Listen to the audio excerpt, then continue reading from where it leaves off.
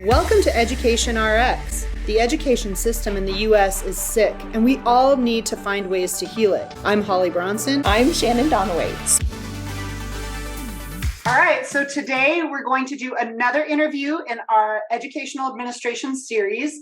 And this gentleman is somebody I actually am connected to through LinkedIn. He is part of several different groups that I'm a part of on LinkedIn. Not me, us. Anyway. We, for Education RX, the podcast, we're in a bunch of groups for educators and principals and leaders and all just different pieces of education.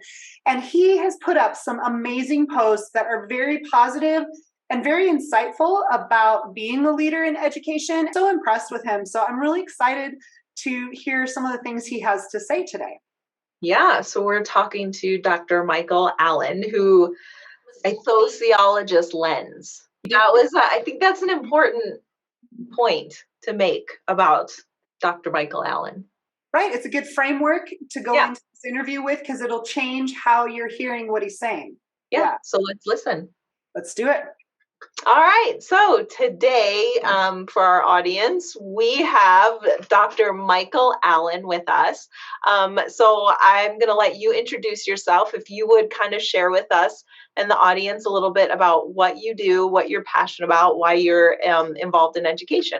Thank you so much, Hollye and Shannon. Hollye, I'm pronouncing your name correctly, right? You are. You got it. Okay. All right. Just spelled weird. No, I love the spelling. It's a unique name. So my name is Dr. Michael Allen. As Shannon said, I would probably say that I am an ambassador for educational change. So I feel like I was born to really make a difference in how people experience education for the sake of accessing freedom and liberation for their lives, regardless of race, culture, gender, any of those other things. And so for me, I started off in college, pre-pharmacy. And in the middle of my college experience, I had this unique dynamic where my brother was struggling, my baby brother, the youngest of five, I'm the second oldest of five, so much so to where he was on the verge of dropping out of high school. And so both of our parents battled drug addiction and we experienced homelessness and things like that prior to me going to college. So it wasn't surprising as much as it was the worst that I had experienced at that level and as the big brother, right? So that allowed me to, number one, figure out how to go home, adopt him, bring him back to school, raise him for the next 2.5 years, and get him ready for college, which that part of our journey is captured in our first book, which is called Brotherly Love, ironically. But that helped me when I was a young college student study sociology. So I really have my roots and my foundations grounded in sociological lenses and perspectives about the world and community. So from that, I knew from what my brother experienced and me being a parent young that there were a lot of pitfalls and there were a lot of students who didn't have the Michaels of the world to come in and sort of save them. So I wanted to be a gatekeeper. So went into education, started off as a teacher for 2 years. And by the time I was 24, was a principal in the South Side of Chicago, went on from private schools into public. In total, I have spent 16 years in education, 14 as a principal, 6 at elementary and 8 at middle school. And so that's sort of my journey. I think my passion, if you will, or my niche is humanity and how that centers empowerment for people. And it's a universal approach. I just so happen to be a Black man, but I know that my purpose and my journey is really about trying to elevate the voices of all people, regardless of race, class, gender, social class, because I've learned very quickly in my journey in life that all of us are suffering in ways that we don't have permission to figure out.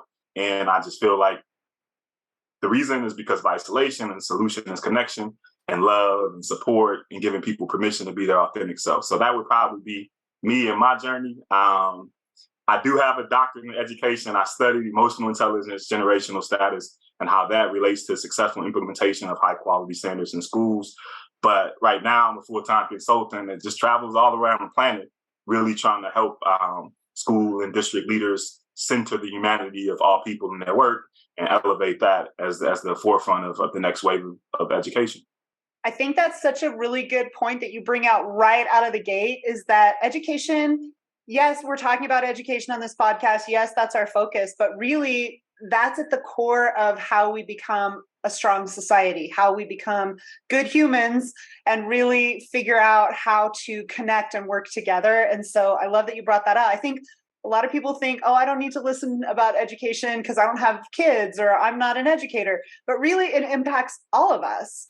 And so I think it's really important for people to hear what's happening in education, because as a culture, as a community in the United States, we need to be working together to build really strong systems so that kids get the education and become the good humans we need them to be the next generation of leaders. So I love that you talked about that. Yeah, thank you. My pleasure.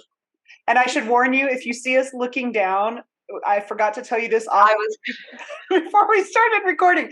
We take notes. We take a lot of notes because when we have guests that come on and say these wonderful things, we'll be like, gotta write it down. So please know we're taking notes. We're not just being like, not paying attention. You're not responding to text messages. I get it. No problem. Absolutely not. Phones are off right now. This is important.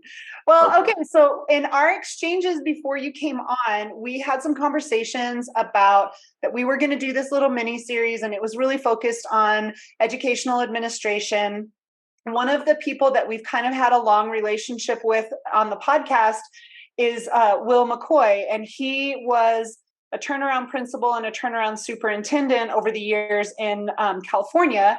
And now he does more consulting stuff as well. And I think a lot of teachers that I have talked to and worked closely with, and special service providers and paraprofessionals and, staff in the office, we've all had those experiences with our administration where we felt frustrated or we haven't felt led. We felt unsafe to be honest about what we're feeling. And so you and I kind of had some back and forths about that. And I really appreciate that you were willing to come on here from a principal perspective and address some of those things, because I think they're big deals. My pleasure. My pleasure. I agree with you. I couldn't agree more. It's probably one of the biggest hurdles or obstacles that we're dealing with right now today that's impacting how adults feel about the education system, for sure, in my opinion. So, well, tell me more about that. So, when I think about this, there's always been this inherent in public schools, right? Like, I'll be a bit more clear. In public schools, there's this inherent disconnect or competing priorities between administrators and teachers or certified staff members, for lack of better words. And I remember feeling that early on in my coursework as a teacher, and then as a young principal, learning that and sort of fell victim to, well, I have to push my agenda. This was my mentality as a young principal. My goal is to push my agenda, and I don't. If the teachers union is going to be on board, so be it. I'll take it. But if they're not, I'll move without them. And boy, was I mistaken. First of all, it's so many of them, and it's just one of me, right? Or any person in that seat, maybe two if you got an assistant principal or other folks. Either way, what I think is that there has to be this sort of complementary approach to how we look at school systems, recognizing that, if you're looking at administration, you're looking at other certified staff members, and one group serves as yin and one group serves as yang, and you can't really be effective as a school until you have homeostasis or balance, and both are needed. And that's just not in terms of like traditional roles, but understanding those voices help elevate the most idealized versions of schools that are going to benefit the young people in the communities who's often charged to serve. So, my failures early on helped me understand that I cannot teach every single class. I cannot do every single thing. And if I can't do it, how can I understand the value of the team, and how can I elevate those voices in a meaningful way? So that's probably what I would say is, when we think about how we look at the relationships between and the communication patterns between school and district leaders and certified staff members, that includes teachers. It could be social workers, it could be school psychologists, it could be all the other folks that fall into a similar umbrella. We're all educators in different realms, but we fall into different seats, if you will. So that's my thought. Is there's more. There needs to be holistic appreciation for communication and engagement of voices in the spaces to really move schools forward. Everybody at the table are experts, but all of the voices have to be there to make the most informed decisions, and that is sort of what I evolved into after making enough mistakes early in my career. It's just, I need all the voices at the table so we can then make the most informed decision.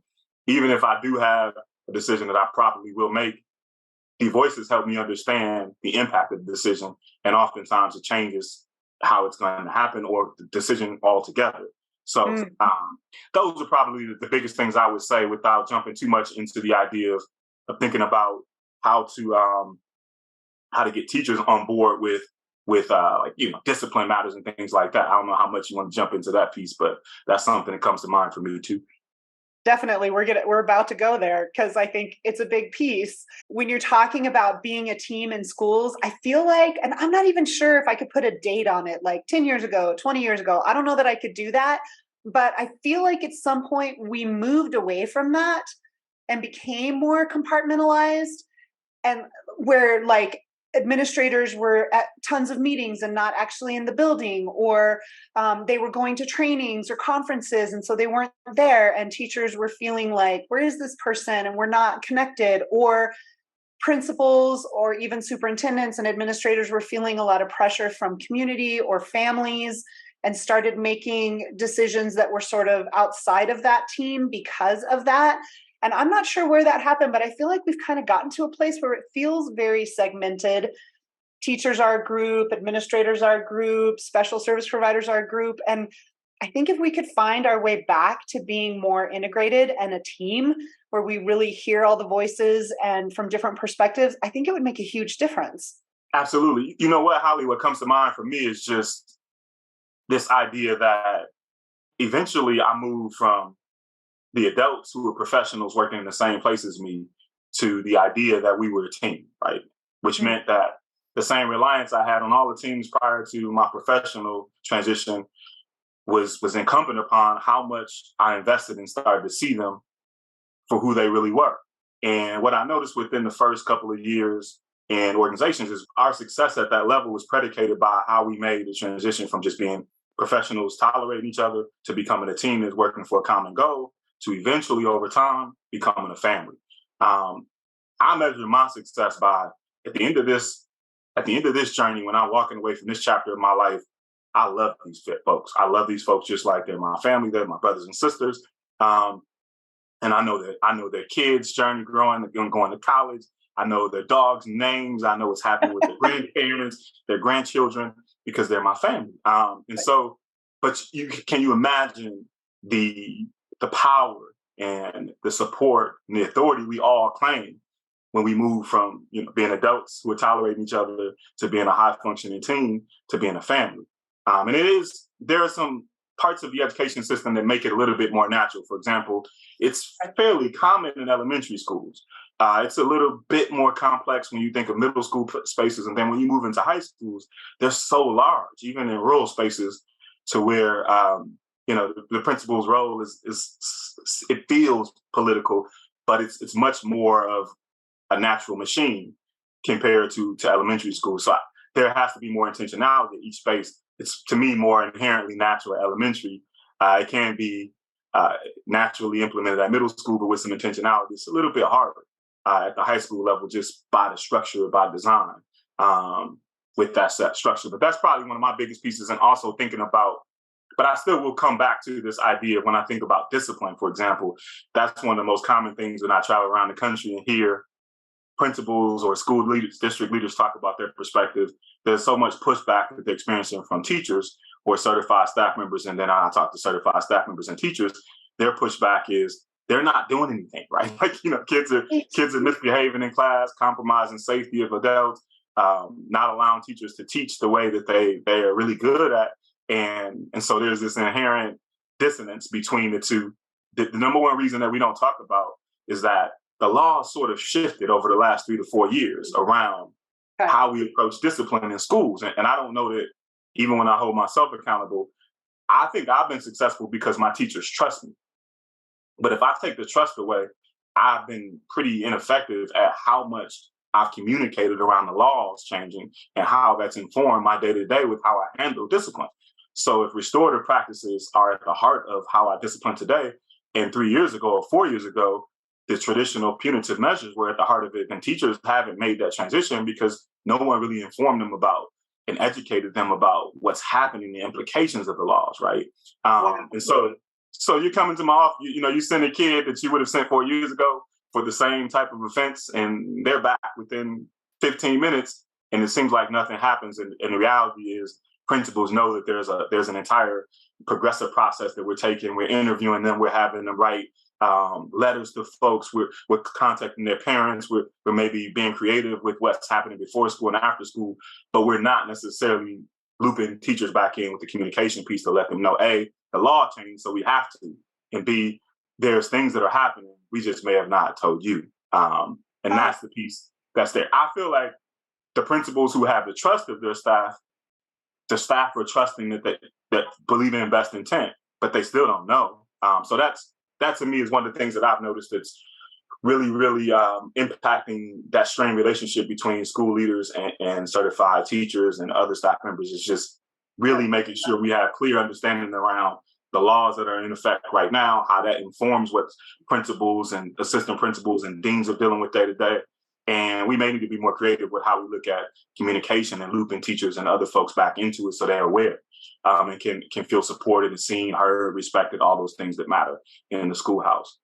What a great example, because I have seen that so many times where, Hollye has mentioned it on other interviews that, teachers are sending students and they're back in a few minutes. And I've worked in schools for 23 years and I don't know much about restorative justice, but I know that's what we're supposed to be doing, but I don't know very much about it because nobody's ever really shared those details with me. So I'm sure they're not sharing them with others as well. So that's super interesting that you say that.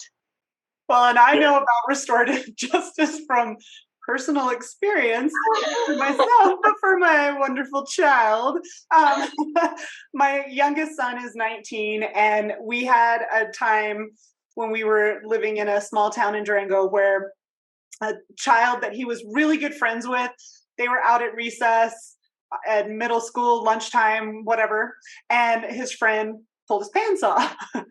And he pulled him back up and just kept playing, no big deal. Well, then a couple of weeks later, that kid was being sassy to him and he did the same thing, and that kid had a meltdown. So next thing I know, I'm getting called in because he's going to be suspended for a couple of days, and rightfully so. That's not cool.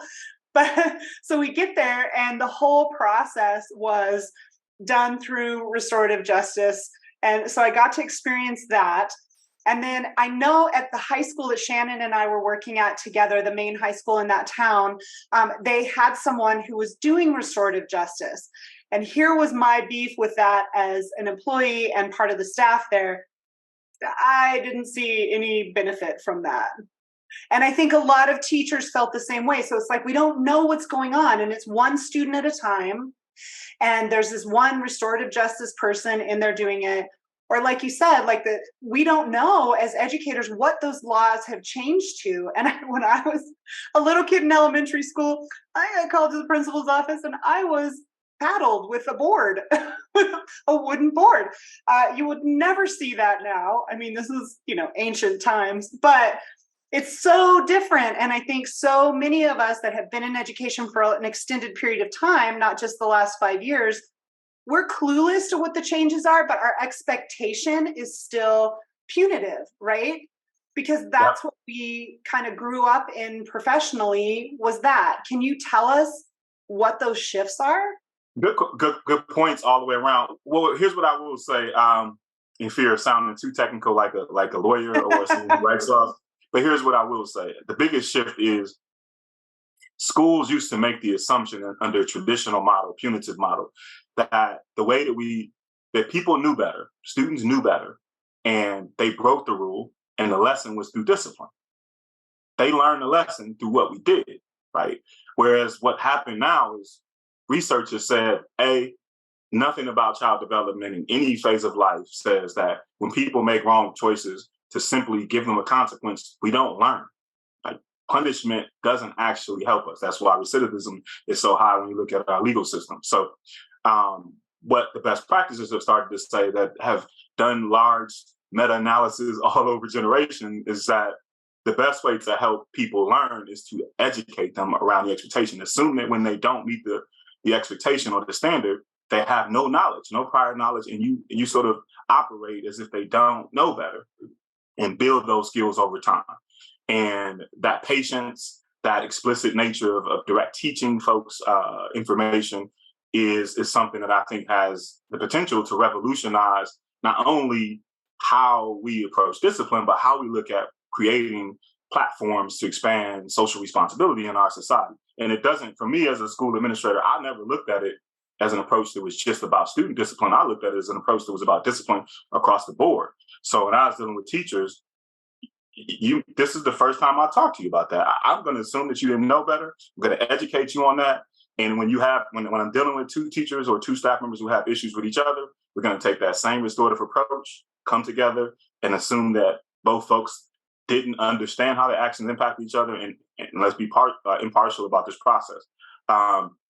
So that's the biggest thing to kind of keep in mind is there's a philosophical shift around for multiple generations in our society. Discipline was approached as if people knew the rules, knew what was expected, and simply chose to not do anything about it, and the consequence would actually fix the behavior. Whereas over time, research has shown us that human behavior has to be about teaching and also about value and connection. So the more that we spend time educating folks about, in this case, young people, about the error of their way and the impact of their actions on other people, the more likely they are to not do it again in the future. So and it's easier. Like the law requires us to document the progressive process, though. Right. So that's what's important to know. So if Allie made a decision 3-4 times in a row at recess, it is okay to work my way up to something on the fourth time. But it shouldn't be a fourth time offense on the first time. It should easily be a quick conversation, education about that the first time, maybe longer the second time, definitely engaging the parents the entire time, looking at creative ways. Is there a person in the school who Allie has a relationship that can support them in this particular situation, and so forth. So it's really just a philosophical shift that assumes best intent and assumes that young people don't know what's expected from them. And we sort of build that knowledge over time, and it's progressive in nature. And we are required to document what's happening from the start of this incident all the way to over a period of time. So does that give a better context into it? No, that's beautiful. And I like how you keep using the terminology. It's a philosophical shift that we're making, because I think all of us in education and families who, when they went to school, it looked really different. It was very punitive, and now it looks different. We all need to make that shift. And I guess the second part of this conversation would be, how are families supporting that? Because that's the other thing that you hear from teachers. They used to be able to say, I'm going to call your mother, I'm going to tell your mother, and the kids would be like, no, please don't do that. But now they're like, call her, see what she has to say. So, there is a big shift with parents as well. I had a friend of ours that is a PE teacher in elementary school, and he had a first grader who came up to him, and he was telling him it was like the first day of class, and okay, these are the class rules. This is how we do stuff so that everybody's safe and nobody gets hurt. And the kid's like, my mom told me to question everything, so I want to know why I have to do each of these rules. And he was like, well, that's really good, but this isn't the right time to question everything. And he said, are you calling my mom a liar? And so it was like, what a hot spot for this teacher. They didn't know how to handle it. But there's a big shift in parenting. There's a big shift in how parents are looking at these systems. How is that impacting administrators? Because they're kind of the in-between teachers and parents, trying to toe that line and keep that balance. What does that look like? It's tough, to be frank about it. It has become tough. I think parenting has over time become more open. I don't know if I would use the word progressive, but I would say open. I think we like to see it as progressive, but I think it's just open a little bit more. Is going for valid reasons. That's what the reality is. I would say the better school and staff members understand their community, the longer they've been there, that does inform how much what they're deciding is understood by parents and trusted and respected. So I do think if school leaders and district leaders are very careful and intentional and authentic about how they connect to their school and district community, it will. We don't always. I like saying the statement to parents. We don't have to agree on everything, but we should always understand we agree on matters of the heart. So this this young person, for all intents and purposes, is my child from the time that they come to school until they leave. And we're a part of the entire village that's helping prepare them. I know that they're not really my child, but I have to see it that way, because that's the urgency that informs how I handle them in conversations, how I advocate for them in places that they don't even know that I am. And over time, parents respect if you're fair, if your actions are aligned with your words, and there is this affinity about you that they understand for doing right by people and kids. It helps, right? Like I still think at the end of the day, we live in a society where we all have freedom and the right to express our support and disdain towards decisions. And so that does complicate things if it doesn't align with the philosophy or the approach or the mission of the school. But I found that it's still not as difficult as you would think, in that when you butt heads, it's inevitably happened to me at every single principalship in my career. It was better over time because I started to become better about communication on the front end, about who my philosophy evolved into. Everyone has to have permission to be who they are. And if you being who you are happens to step on if it happens to marginalize that of other people, then we have a problem. The problem is that you have the right to speak freely, but we don't speak in a way that's going to cause harm to other people. And we need to talk about that if you didn't know it. And if it's okay for you I'm not asking you to change your perspective at home, but school isn't at home. School isn't a public place. And so no one has permission to just willingly cause harm to other people. And so those are more the discussions, and parents respect that, even if they are teaching their kids something different than what's happening at the school. So if I'm thinking, for example, we started to implement practices in Evanston, like Black Lives Matter Week, well before it was something that was happening in our country that at scale. We also were really intentional around laws and structures for LGBTQ plus that community. And there was resistance in our community, particularly from people of color in my school, around how this would impact. They didn't feel like the school had the right to educate their child on this stuff without them talking about it first, which was fair from a cultural standpoint. But we had to talk about the fact that, well, this is a part of our society today. These are either laws that are in effect or they're coming within the next 2 or 3 years. And if we don't talk about it, then we're indirectly saying we don't value these folks who are part of our school family. And they can decide how they want to handle it, but they're respected, right? Like that's ultimately the bridge. Is all of us deserve to be treated with respect and honored in a way that allows us to be our true and authentic selves. And even folks who feel radically different, they do respect that. So I haven't. The danger is to not go toe to toe, right? Like you just can't win this battle. Sometimes you can fight the right battle the wrong way and ultimately compromise your reputation or what you're standing for. So I've learned the true essence of just giving people the floor to speak freely, so you understand the heart of what they're concerned about, and then being able to replicate that same thing and try to build a bridge in the middle that speaks the universal language of young people. Right? Like everybody respects that in school. One of the things that I love that you're talking about is the fact that we have controversial things that as an educational body across the nation, it's our job to give information, right? We have to give students information. They need to be aware of the laws in the country. They need to be aware of the real history in the country and how it got us to where we are, ugly as it may be, hurtful as it may be. We have to know these things because we can't grow, we can't do better if we don't know all of the information. And some of that information includes things that are political. And I think there's been, I'm not trying to throw blame, but I feel like media has really been a big part of getting people riled up in a way, thinking that teachers are trying to brainwash kids or indoctrinate. And in the schools I've worked in, I have honestly never seen a teacher try and push their political agenda on kids. They may be open about what they think.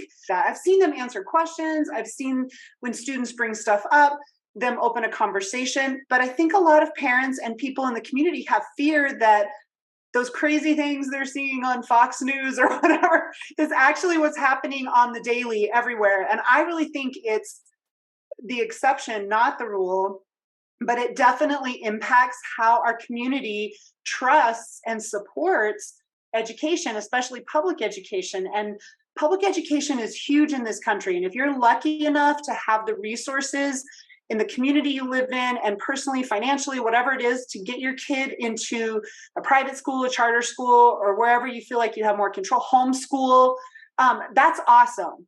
That is great. But the majority of people in this country really rely on public education, not just for a place their child can go and learn, but also for meals and structure and a lot of really positive things. So it's important.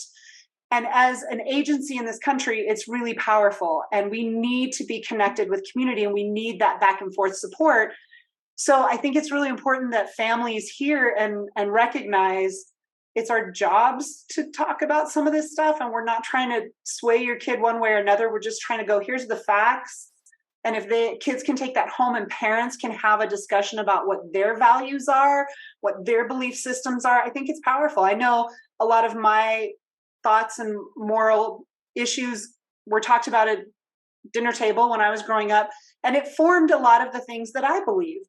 And I think that's still really powerful. And as much as we live in a society where two parents both working a lot of times, or single parents that are just don't have a lot of time, I get all of those things. I totally understand. But we hope that we're giving information, kids take it home, and families are talking with them and helping them really decide what they're going to believe, and that they're not deciding what they believe at school, but they're really taking in information. And I think that's hard right now. I think we're in a time of a lot of unrest. And so I think that's hard for a lot of people to wrap their brain around.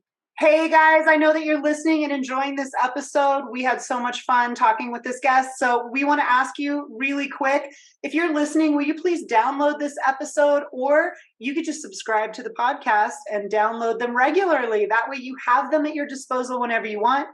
You help us be able to get the good guests and keep going and doing what we're doing by your download and your subscription. So push that button, subscribe. And download. No question. I would say there is some fair pushback, though, on the part of parents.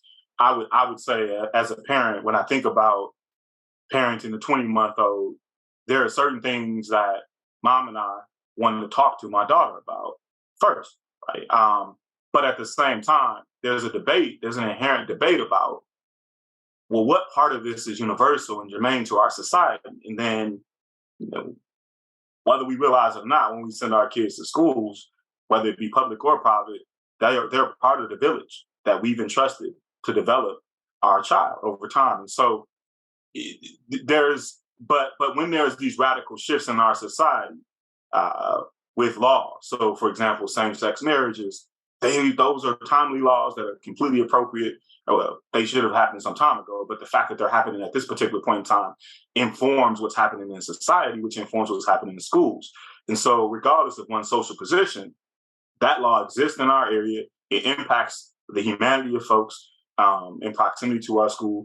It could be how students see people beyond the schoolhouse, but it could also literally impact the respect of staff members who are literally responsible for teaching the young people. So I don't think it's effective to hide things from who people really are, because it ultimately is restricting their access to being present. And I think that's a part of the educational process. So, but all things considered, I do think there is, as an educator, that's not just pushing the mission of the school, but also pushing the furtherment of our society.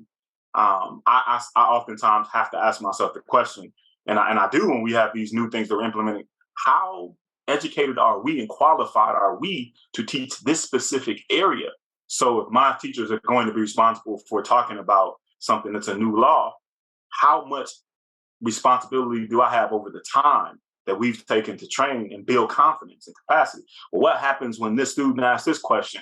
How do I prepare them for this? Because just because the law has changed, it doesn't mean that people are competent and comfortable with confidence to teach the content, and the variance of what's happening in classrooms is part of what parents are worried about. So if there are teachers who have different culture, or people who've studied this in college, and someone who has no knowledge until the law came out because of whatever reason, then that does impact the experience of each student. So there's 4 sections each grade level, 4 different ways that this content is being delivered to students. And when they talk in lunch, there's some dissonance about what is being taught.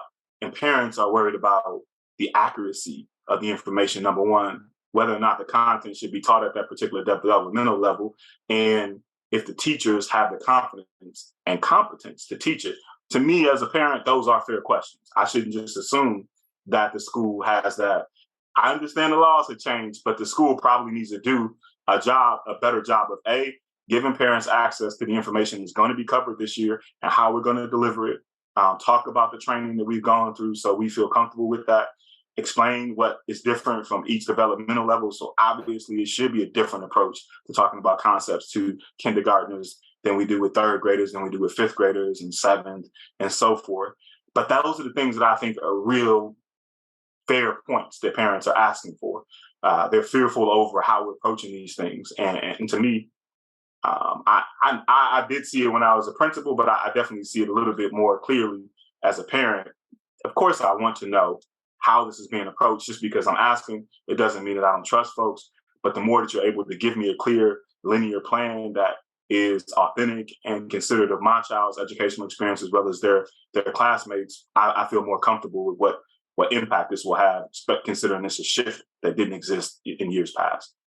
The problem, whether you're a teacher or your principal, is that we oftentimes tell ourselves that we don't really have more time. Right? Like our schedule is already packed. Our staff meetings are already packed with content, but I do think you can't afford to not make time for this, particularly on the front end. But the more that it aligns with your general philosophy, I think it does help. But I couldn't agree more to that point. But I do think this is inherently one of the biggest problems that's in schools, and it's intensified since COVID. This idea that we're expected to do more with less time. We got to make up for all the academic loss that's happened over the last 3 years in the same amount of time that we had before COVID hit, right? And then and teachers have more things that they need to do. They need to be more masterful with whatever they're doing in the classroom, and they need to do it on one foot, right? So it's all of these different things that people are trying to make sense of. When do I do it? Where does it fit? Because I'm already being expected to do more with less. And that might not be resources. It may just be time. It may just be. So that piece, it brings me to, like, for example, the idea of observations with principals when you're thinking about teachers and getting feedback. I think teachers inherently feel that observations are not meaningful with respect to feedback, and principals probably feel in the middle, like we probably feel neutral. We probably say, yeah, they give some feedback, but it depends on what the purpose of it is. But we could probably do better. Point here, though, is the communication piece I'll bring back up, and then philosophical things. So for me, it's a natural process because humanity is sort of the lens that I'm approaching things philosophically. So I can't value your humanity and not communicate with you about why I'm doing what I'm doing and the reason that it happens that way. So that has helped me. But I think the common thing that happens that could impact the experiences of teachers and staff members in the building is not understanding the difference between an observation and a walkthrough, right? So we're coming into classrooms. Observations are longer. They're 45, 60 minutes most of the time. They're at least a period, possibly 2. But walkthroughs are 3 to 6 minutes max. And the purpose of a walkthrough is to gather informal feedback or data so we can study high systems level trends, patterns at the beginning of the period, middle of the period, end of the period, by content area, this building versus that building. But we're not doing anything evaluative with it. It's just more curiosity to inform instruction, whereas observations are a bit more individualized to the individual person according to their content area, whether or not they're tenure, all of those different types of things. It's important to note, though, they feel the same, though. Like, at the end of the day, someone's coming into your classroom and watching you.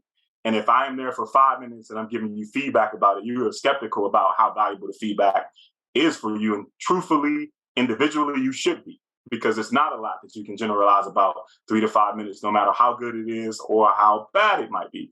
But an observation just has more stakes. It's more at stake, and it is something that we may do 2 to 3 times a year, and we're making really important decisions from it. So I think the problem for me is communication. Number one, if folks understand, here's the point of walkthroughs. Let's make sure we're going over the data so you see the point of it in our school. If you understand, here's the point of observations. We're not going to talk about those in the sort of our group space because it's confidential, but we can talk about the point and how we're going to utilize certain purposes. So if my professional learning for last year was on a focus, let's say culturally sponsored pedagogy, that might be something I'm going to focus on for everybody that I evaluate this year. And it's important for everyone to know. And maybe in addition to that, it might be our literacy focus that we've already poured time and energy into. So for the evaluation for me, or the observation, I'm going to come in and focus on culturally sponsored pedagogy and the use of those instructional approaches, as well as maybe our other focuses. Those are going to be the things that I lift up through the observation process. So teachers have confidence, it's clear, it's pretty straightforward. And even though it's only 2 to 3 times over the course of the school year, it's really a small snapshot, they will see value in it connecting back to things that they've tried and want some information or feedback from. And it just so happens to be a part of the evaluation process. But I do think the hardest thing for me when I think about my journey is the average year I evaluated 17 to 25 staff members. And it's just impossible for that to be meaningful. I feel comfortable saying the non-tenured teachers got really, really good feedback, but I'm not so sure that it was equally as effective for the tenured teachers who I wasn't as concerned about providing that set level of feedback because they were well on their way and going down the right direction. But if there was a way in the system to focus on, instead of 17 to 25 staff members, 7 to 10, obviously the feedback would be more authentic and beneficial for everyone that's evaluated in that cycle. And that's the problem that is hard that we're dealing with in schools. And it's fair, whether you are in the seat of the teacher and you're like, how meaningful is this given maximum you spent 4 hours in my classroom with everything you've done over the course of the school year? How can you make a decision about my future and how good I am as a teacher? Well, that's the fair point. However, I would say by my 6th year, you'd be surprised. I can learn a lot in 5 minutes because I'm in so many classrooms. I can tell you how well teachers are how fair they are with respect to their students. I can tell you a lot about their classroom management. I can tell you a lot about how they use best practices in their instruction, not just from the time I spend in the classroom, from the time I spend in the hallways, walking through the hallways. I can tell you a lot. But is it as accurate as it would be if I spent 5 times as much time? Absolutely not. So it's contextualizing it to know.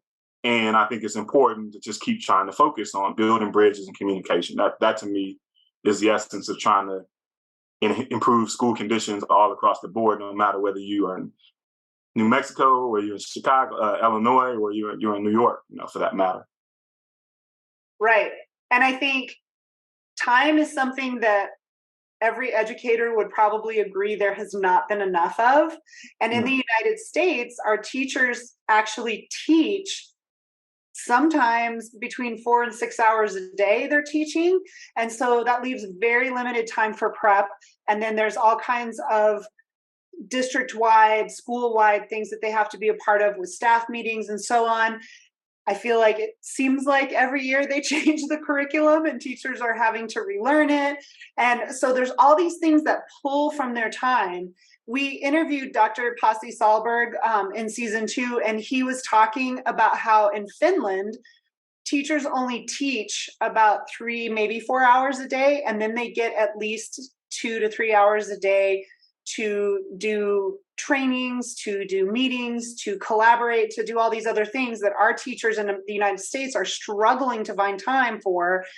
And that's going to be a political change that we're going to have to, as a country, start pushing for, making some changes. He also cited some research that said, if you spend 45 minutes on language arts and reading, or you spend 2 hours, there's not good research that says 2 hours in one sitting makes a bigger difference.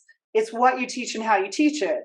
So, I mean, there's so much stuff that we're still in the United States trying to grapple with and figure out. I think the intentions are good about why systems are set up the way they are. But as a principal, what are some of the ways that your time is divided? Because I know a lot of teachers are like, I can never find my principal. They're never in the building. But I know you guys have 1,000,001 things that you have to do. Can you tell us some of those things? Yeah, it's tough. Here's what I think. So my philosophy, I think, informed my presence, and I think it will probably look different depending on whether or not I'm in a middle school, elementary school, or high school. So I would say for me, though, my success allowed me to have more autonomy over where and how I spent my time. So much of the principal's job has really evolved. I think about this over my 14-year career, just from the time I arrived in my last district, which is Evanston, which is 4 years, right? So year one, I come, here's what I understand the job to be. It's about the same as my job had been for about the last 4 to 5 years prior to that. But by the time I hit my 4th year, which was the year I was leaving, the job was like 85% different in terms of where my time needed to be spent according to the priorities and mission of the district set forth by the superintendent. Nothing wrong, but different, right? Like that's the important thing to note. So I'll say that to say, for example, early on in my career, I spent a lot of time coaching new teachers. So I may meet with a new teacher every week in my early career and go into their classroom at least once a week and give meaningful feedback. So you're talking about hours upon hours of watching them teach as well as talking to them. And then on top of that, I may have spent a lot of time with professional learning in the school. So I had a lot of autonomy with how the focuses of our school were given to teachers in a sort of universal way. By the time I was in the middle of my career, there was a lot more time spent on student discipline systems and structures and board meetings to deal with discipline for students that may have, ended up in suspension or expulsion, things like that, or dismissal of staff members that and the resistance to that. So going through that legal process, safety systems. So when you start thinking about guns being brought into schools, that's radically shifted over the last 10 to 15 years. And so principals are having to get a lot of training on the safety procedures and emergency responses and all those different types of things in schools. And probably about 3 years ago, we've come back relentlessly to, we need to focus more on academic outcomes, particularly for those students that are vulnerable and marginalized. It makes sense.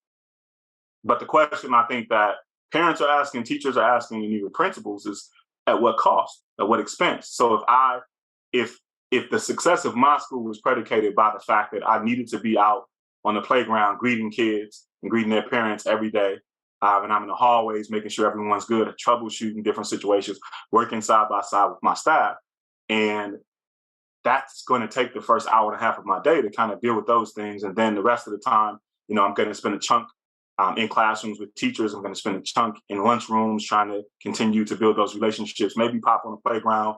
I'm going to spend a chunk of time building, trying to fundraise, if you will, or repair the brand of the school or the image that the school has. There's all these different things that we have to spend our time on. And if we're not careful with that, we don't know how it's going to drive that. So for me, I would consider myself to be a compassionate or humane leader. So I invariably spent most of my time structuring the school day in the summer. So if mindfulness is going to be an approach to our school, restorative practices are going to inform how we approach PBIS, positive behavior interventions and supports.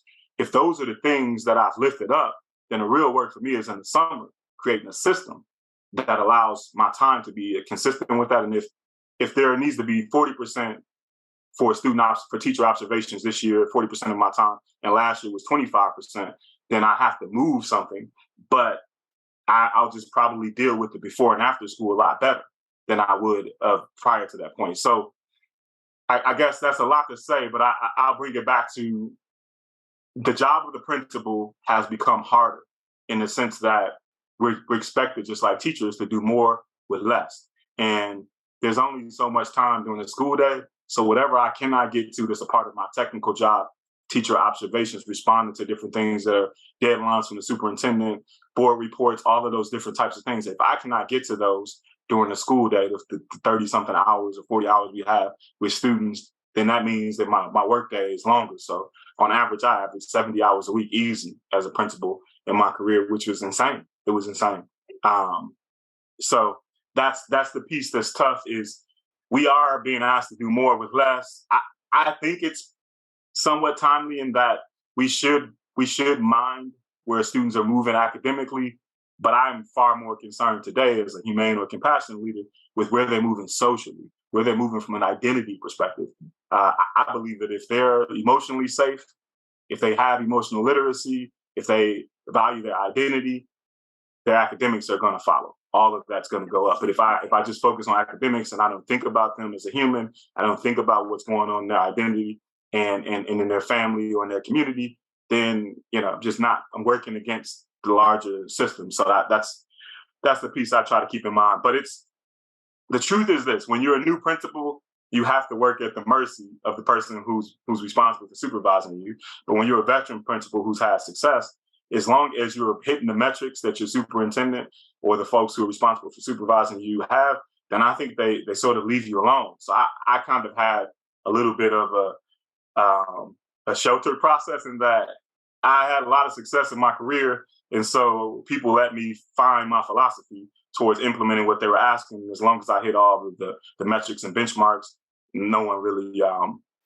was hard on me in that sense. So that's my take on it. It's not that easy for a new principal or a new administrator to come in. So much of what we're doing is middle management. It's predetermined by the folks who are above us in terms of the decisions they're making now.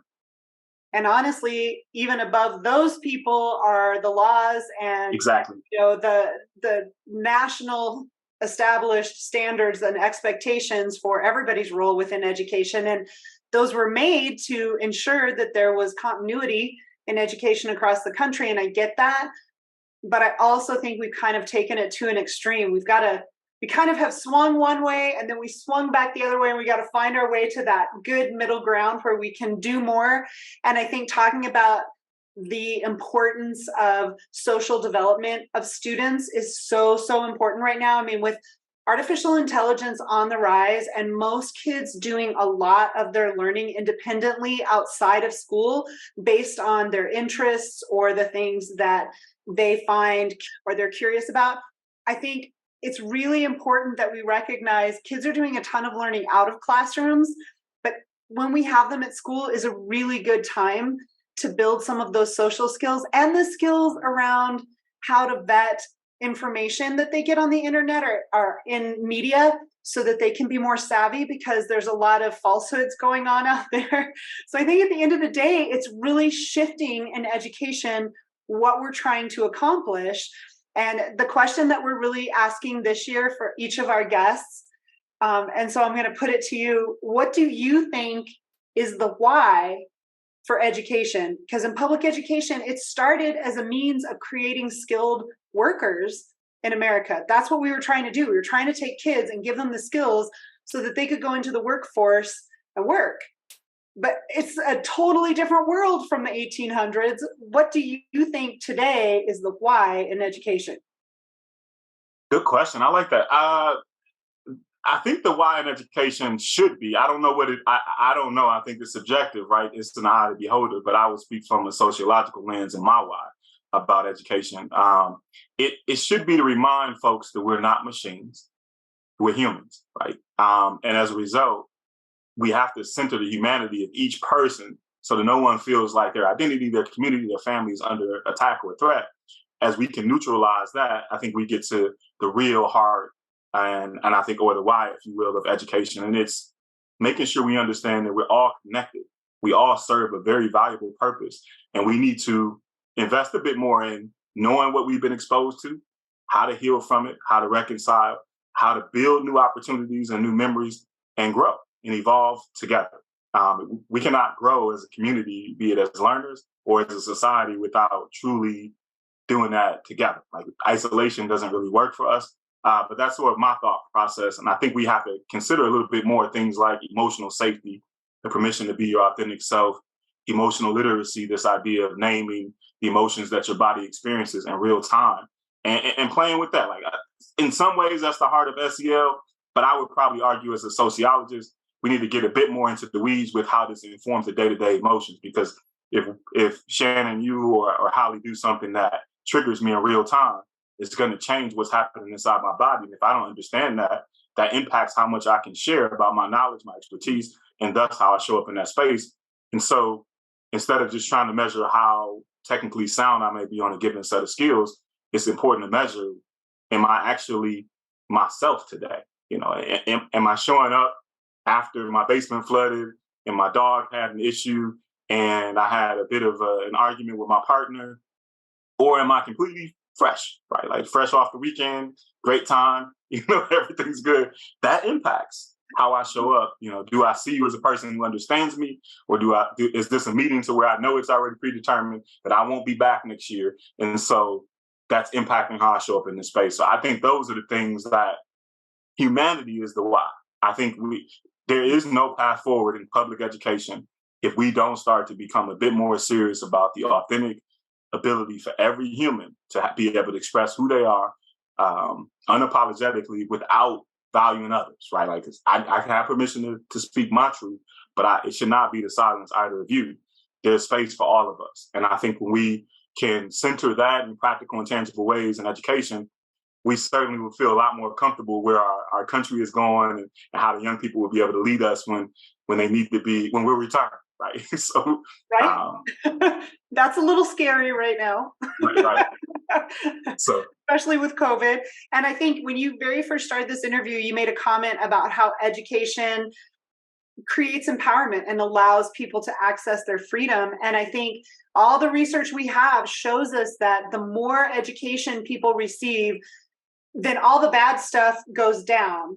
And so being a victim of domestic violence, being involved in drugs and alcohol or addiction issues, being on a pathway to become incarcerated, all of those things go down the more education we have as an individual. Yeah. And I think you are so right that no matter where you come from, no matter, if you move to the United States from another country, if your family are immigrants, if you live in a low income area, if you live in a high income area, doesn't matter where we are, what color we are, education, being able to read and write and have those critical thinking skills that we get from taking information and processing it, that is our ticket to be free, to be empowered, to be able to be successful and to make decisions for ourselves that are good decisions. Like, it's so important. And I think humanity is a great why. Oh, yeah. And, my wrap up would be, at the end of the day, we have a secret weapon that none of our ancestors had before. Emotional literacy or emotional intelligence, right? But I'm using emotional literacy, or more explicit, this ability to be able to honor the emotions that my body experiences. None of us historically have ever had full permission for being able to leverage that in our day-to-day interactions. So I'm thinking about the value of that for young people in the future. When they enter the marketplace, be it in America or across the globe, the ability to be able to understand what's happening inside their bodies, to regulate that in real time and have to express that is as powerful as being able to speak another language, because we've never had permission. We had to be professional, right? We save emotions for home. People aren't supposed to cry here. We're not supposed to do all these different things that today we know better.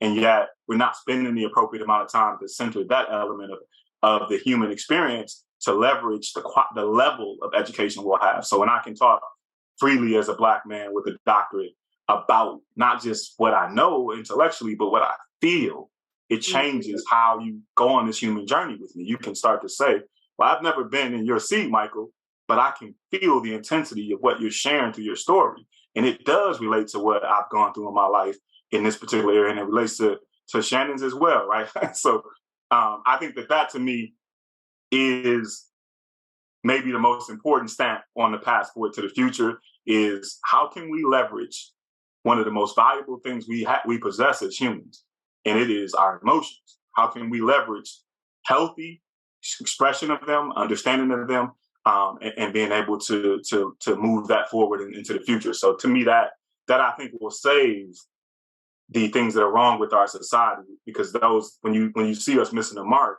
it's because we're so disconnected from seeing that humanity of the other person on the other end, and we're too focused on that same punitive approach that has been plaguing our education system for a while. And so we're struggling with the bridge to make that real. So agreed. Hopefully there's some value in that point, but that's one of the things that I'm most passionate about. And every place I go, I'd be remiss if I didn't share at least that soundbite. Sure.